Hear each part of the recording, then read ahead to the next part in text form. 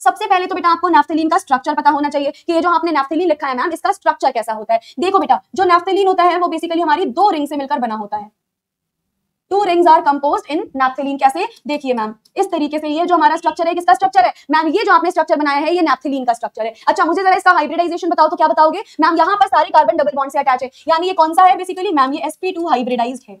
ठीक है जी, क्या हाइब्रिडाइजेशन है इसका मैम? sp2 हाइब्रिडाइजेशन है इसका। अगर हाइब्रिडाइजेशन sp2 है, जरा बताना बॉन्ड एंगल कितना होगा? सीधी सी बात है मैम, इसका बॉन्ड एंगल हो जाएगा 120 डिग्री का। कितना बॉन्ड एंगल हुआ मैम? 120 डिग्री का बॉन्ड एंगल हुआ। और एक और चीज बेटा, यहाँ जो कार्बन कार्बन बना है उनका हाइब्रिडाइजेशन कितना है मैम? दोनों कार्बन कार्बन sp2 हाइब्रिडाइज्ड होंगे। ठीक है जी, और जो कार्बन और हाइड्रोजन बना है, मुझे जरा बताना इनका हाइब्रिडाइजेशन कितना है मैम? ये कार्बन तो हमारा sp2 ही होगा, हाइड्रोजन s ऑर्बिटल से मिलकर बनता है, यानी इसका हाइब्रिडाइजेशन होगा sp2 से s। समझ गए? कार्बन कार्बन का हाइब्रिडाइजेशन sp2 कार्बन हाइड्रोजन का हाइब्रिडाइजेशन sp2 और s का। आई थिंक इतनी बात आपकी क्लियर हो गई है। तो इसी फॉर्मूले को या इसी स्ट्रक्चर को हम और किस तरीके से रिप्रेजेंट कर सकते हैं मैम? या तो आप इसको ऐसे रिप्रेजेंट कर दो, या फिर एक इसकी और कॉमन रिप्रेजेंटेशन होती है, लिख लीजिए जरा। Common representation is as follows. क्या होती है कॉमन रिप्रेजेंटेशन? ये रहती है कॉमन रिप्रेजेंटेशन कुछ इस तरीके से।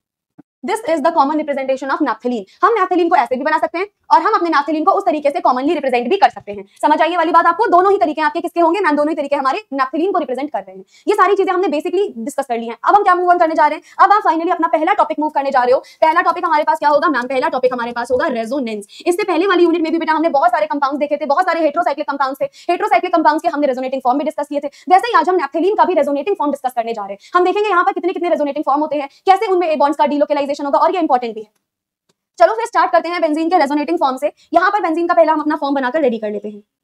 ठीक है, अब यहाँ पर बॉन्ड्स किस प्रकार से लगाएंगे मैम? आप नॉर्मली लगा दीजिए। ये देखिए, ये हमारे पास क्या हो गया मैम? नॉर्मली हमने बेसिकली यहाँ पर बॉन्ड्स लगा दिए। अब कैसे डीलोकेलाइजेशन होगा भाई बता दीजिए जरा। यहाँ पर किस प्रकार से डीलोकेलाइजेशन होना है मैम? ये वाला बॉन्ड यहाँ पर आएगा, जैसे ये वाला बॉन्ड यहाँ पर आ रहा है, ये वाला बॉन्ड इधर मूव करेगा, ये वाला बॉन्ड यहाँ मूव करेगा। जैसे ये हुआ, जरा बताइए आगे बनेगा क्या हमारे पास? जैसे ही मैम ये हमारे पास हुआ, देखिए आगे क्या बनता है। ये रेजोनेटिंग फॉर्म बहुत इंपॉर्टेंट है, एग्जाम में जरूर बना के आना। चलो भाई, क्या हो जाएगा मैम? ये वाला बॉन्ड यहाँ मूव ऑन कर चुका है, ये यहाँ मूव ऑन कर चुका है, ये यहाँ मूव ऑन कर चुका है। ये दोनों चीजें हमारे पास कैसी हैं? ये दोनों चीजें अभी भी हमारे पास ऐसी हैं। क्या ये समझ में आया कैसे बना हमारे पास? I hope this is clear to everyone. अब क्या होगा मैम? फिर से डीलोकेलाइजेशन होगा। देखिए, ये वाला बॉन्ड इधर, ये वाला बॉन्ड इधर, ये वाला बॉन्ड इधर। जैसे ये हुआ, फाइनली देखो हमारे पास क्या बनेगा। ये वाला बॉन्ड जो है वो यहाँ रहेगा, ये तो एज इट इज रहना है। अब ये वाला बॉन्ड फर्दर इधर मूव हो गया, ये इधर मूव हो गया, और ये इधर मूव हो गया। क्या बन गया हमारे पास? नैफ्थलीन बन गया। यहाँ इस वाली रिंग में 3 डबल बॉन्ड है, यहाँ इस वाली रिंग में 3 डबल बॉन्ड है, लेकिन ओवरऑल दोनों कंपाउंड कैसे हैं मैम? ओवरऑल दोनों कंपाउंड सेम है। तो ये तीनों के तीनों हमारे पास क्या हो गए मैम? ये तीनों हमारे पास फाइनली हो गए हैं रेजोनेटिंग स्ट्रक्चर ऑफ नैफ्थलीन।